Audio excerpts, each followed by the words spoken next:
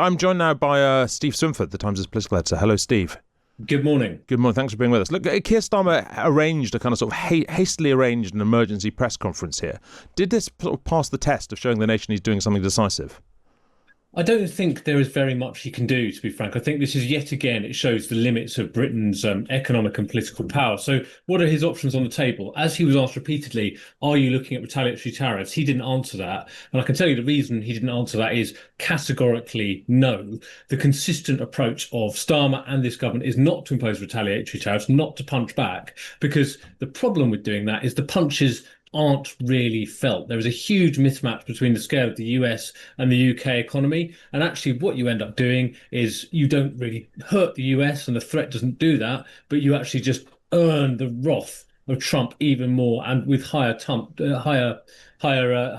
as a result. So look, the only option he's got here is really to try to leverage that relationship that he's built with Trump in the hope that once again it leads to relatively lower tariffs. And that's got to be the game plan in the next few days. But right now, there are things that are being shipped to the US from the UK that under Trump's plan will be hit by a 20% tariff when they land. And that's businesses are almost powerless to do anything about that. So it's very real. It's happening now. And there's not much we can do about it other than kind of language at this stage. Steve, do you think, look, obviously this was the situation yesterday. It's still the situation this morning. Was there any point in Keir Starmer coming out and doing this emergency press conference that didn't really move the dial in either direction?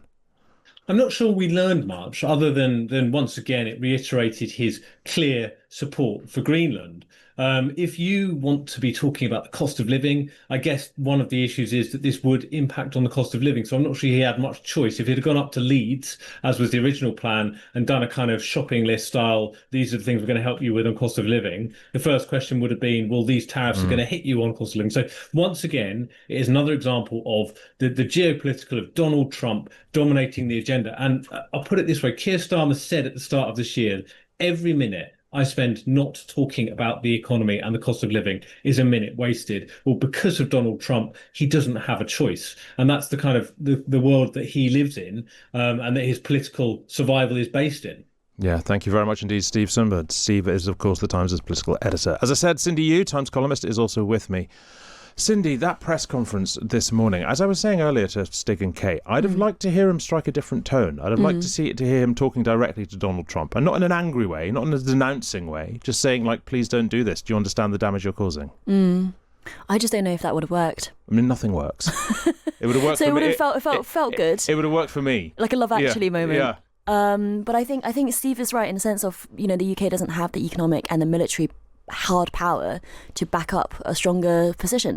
Keir Starmer was very firm but encoded language. So, that kind of nuance is going to be lost on Donald Trump, which is probably what Starmer hopes for, but that someone around him in the administration will say, look, the UK is really, really angry and, we need to consider doing something else. But it doesn't sound like his administration really is pulling him back doing that kind of stuff. On the question of retaliations, I did get a bit annoyed about how many questions were focused on that, because I actually think when we talk about trade war, retaliation and tariffs, it's a bit of a misnomer, because what we're saying is that if you retaliate on those tariffs, that British consumers would then also have to pay more for American goods. So at the same time as, if you're a Brit working in a company that exports to the US, whether it's goods or services, you're going to get hit in your trade because of the American tariffs. What that so-called retaliation is that you're then going to be charged more as a consumer as well for America. So it's not a retaliation at all. And we need to stop talking about it as if it is. So I think Keir Starmer's absolutely right to say an escalating trade war is not in the interest of anyone. And what else is there he can be doing? Right now, behind the scenes, he needs to be talking to the other European allies, other Five Eyes nations, basically other Western allies that are not America, to come up with a position. And I think that press conference was as much to Europe as well, because Macron's come out saying that actually there's tens of billions worth of euros of tariffs that they could levy on America.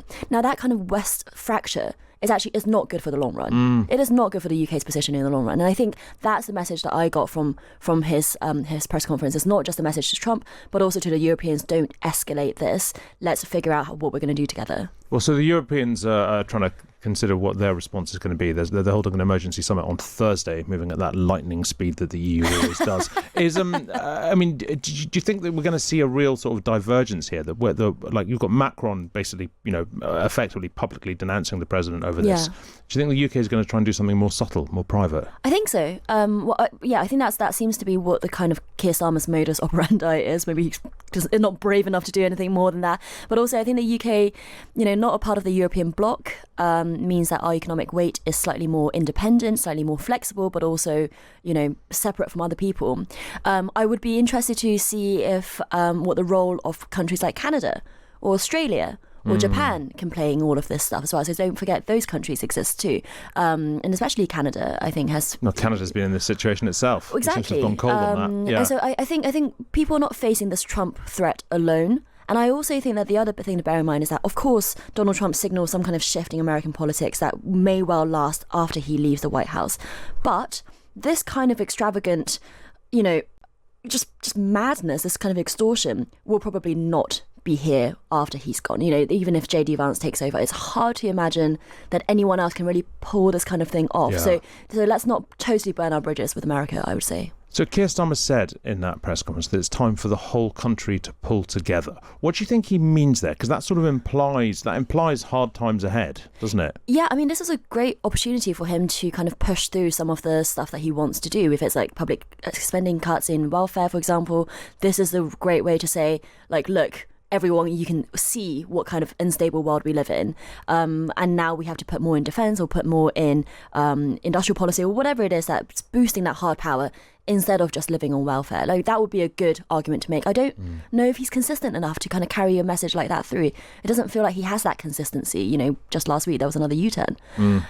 So I think strategically that's what it feels like he should do.